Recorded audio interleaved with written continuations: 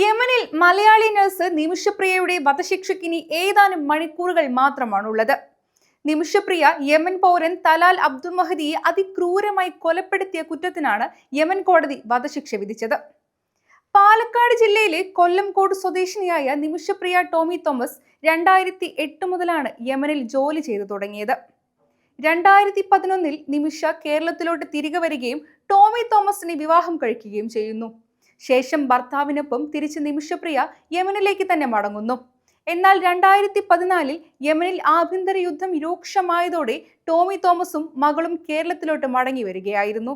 നിമിഷ യമനിൽ തന്നെ തുടരുകയും ചെയ്തു. 2015 സർക്കാർ ആശുപത്രിയിലെ ജോലി ഉപേക്ഷിച്ച് തലാൽ അബ്ദുൽ മഹദി എന്ന യമൻ പൗരനെ വിവാഹം ചെയ്തു. അയാളുമായി ചേർന്ന് സ്വന്തമായി ഒരു ക്ലിനിക്ക് തുടങ്ങുകയും ചെയ്തിരുന്നു. യമൻ കോടതി രേഖകൾ പ്രകാരം 2017 ജൂലൈ 25 യമൻ പൗരൻ തലാൽ അബ്ദുൽ മഹദിയെ നിമിഷപ്രിയ കൊലപ്പെടുത്തിയത്.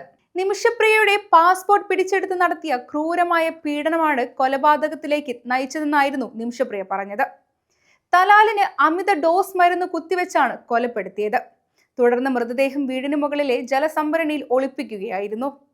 മെഹദിയുടെ കൊലപാതകം പുറത്തറിഞ്ഞതിനെ തുടർന്ന് നിമിഷപ്രിയ അറസ്റ്റിലായി. വിചാരണ സമയത്ത് ഒരു ഘട്ടത്തിൽ നിമിഷപ്രിയ കൊലപാതകം ചെയ്തെന്ന് സമ്മതിച്ചിരുന്നു. തുടർന്ന് കോടതി നിമിഷപ്രിയയെ വധശിക്ഷയ്ക്ക് വിധിച്ചു. വിധിക്കെതിരെ നിമിഷപ്രിയ സുപ്രീം കോടതിയിൽ അപ്പീൽ നൽകിയെങ്കിലും അവിടെയും അപ്പീൽ തള്ളി വധശിക്ഷ വിധിച്ചിരുന്നു. അതിനുശേഷം നിമിഷപ്രിയ യമൻ പ്രസിഡന്റിന് ദയാഹർജി നൽകിയെങ്കിലും പ്രസിഡന്റും വധശിക്ഷ ശരിവയ്ക്കുകയായിരുന്നു. കൊല്ലപ്പെട്ട തലാൽ അബ്ദുൽ മഹദിയുടെ കുടുംബം ഇതുവരെയും ബ്ലഡ് മണി സ്വീകരിക്കുവാനും തയ്യാറായിട്ടില്ല.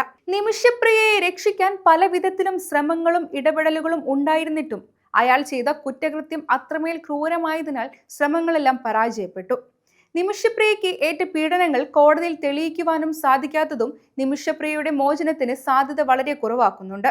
യമനിലെ നിയമവ്യവസ്ഥ, പ്രത്യേകിച്ചും ശരിയത്ത് നിയമം, ഇത്തരം കേസുകളിൽ വളരെ കർശനമാണ്.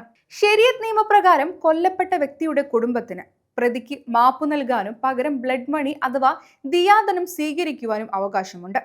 എന്നാൽ നാളിതുവരെ തലാൽ അബ്ദുൽ മഹദിയുടെ കുടുംബം അതിന് തയ്യാറാകാത്ത സാഹചര്യത്തിൽ നിമിഷപ്രിയയുടെ മുന്നിൽ മറ്റു വഴികളൊന്നും അവശേഷിക്കുന്നുമില്ല.